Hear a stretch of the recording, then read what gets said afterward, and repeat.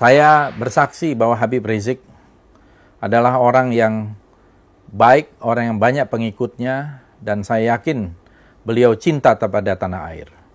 Tetapi belakangan ini dengan kedatangan beliau yang mendapatkan sambutan dari lautan manusia, kelihatannya ada yang merasa terganggu.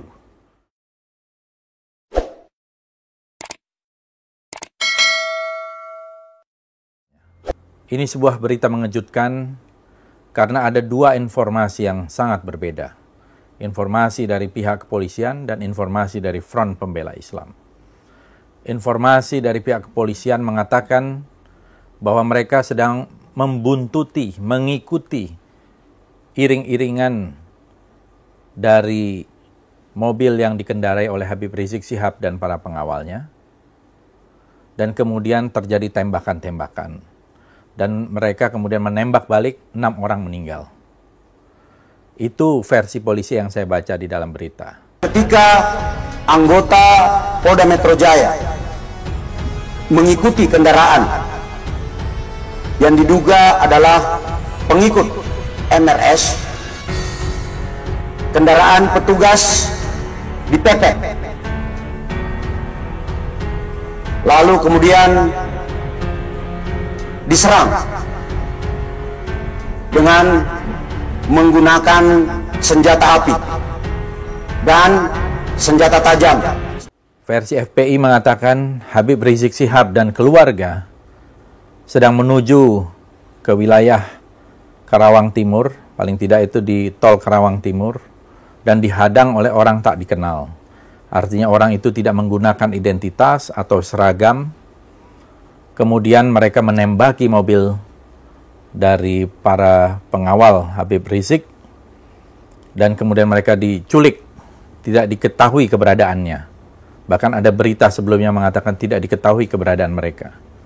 6 orang dari anggota Laskar FPI ini. Kemudian kita ketahui juga dalam rilis yang saya baca bahwa Habib Rizik bersama keluarga dekat, keluarga inti, hendak melakukan pengajian terbatas bersama keluarga inti. Para penguntit ini berusaha memotong entah apa tujuannya. Kita sebut karena kita tidak tahu apakah dia petugas resmi atau bukan, karena dia tidak berseragam ya. Harus disebut tidak berseragam. Ini orang-orang tidak berseragam. Berusaha memotong rombongan ya, dan menyetop kendaraan. Nah, para pengawal tentu saja bereaksi untuk melindungi. Dua informasi ini kalau kita lihat merupakan informasi yang saling bertolak belakang. Pertama, saya ingin menanggapi bahwa bagaimanapun peristiwa apapun, apalagi dalam sebuah peristiwa yang tidak ada kaitannya dengan terorisme, tidak ada kaitannya dengan separatisme, tidak boleh ada darah yang tumpah. Karena konstitusi kita mengatakan melindungi segenap tumpah darah Indonesia. Habib Rizik dan para pengikutnya adalah warga negara Indonesia, warga yang terhormat. Saya kira di sini bisa diselidiki, bisa terjadi abuse of power, kesewenang-wenangan melebihi dari apa yang dilakukan. Karena senjata itu ada aturannya, bagaimana menembak dan seterusnya.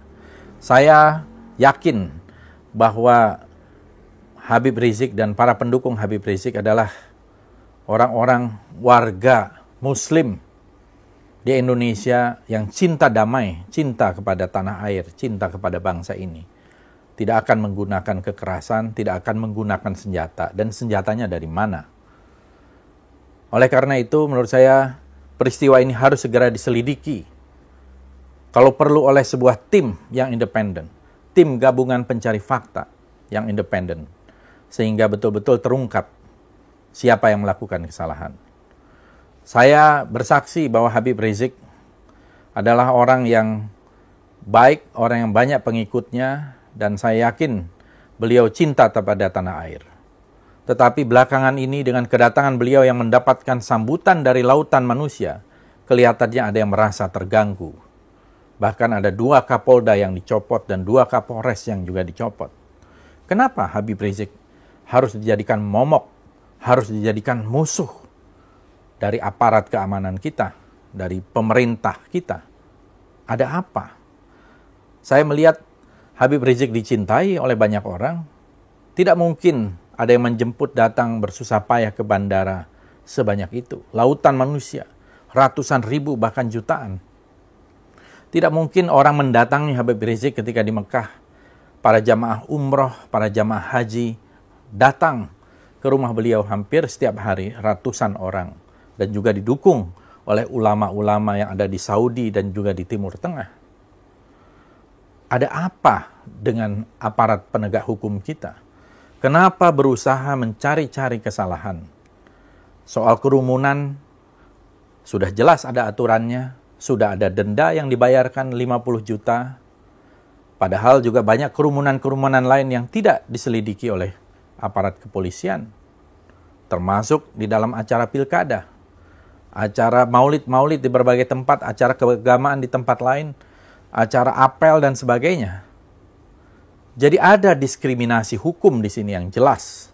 Dan menurut saya, ini merupakan sebuah kemunduran bagi demokrasi kita dan membahayakan keutuhan, integritas sosial kita. Peristiwa hari ini, 7 Desember 2020, 3 hari menjelang Hari Hak Asasi Manusia, harus diselidiki. Jangan sampai ini menjadi sebuah pelanggaran hak asasi manusia yang sangat brutal di tengah pandemi COVID-19.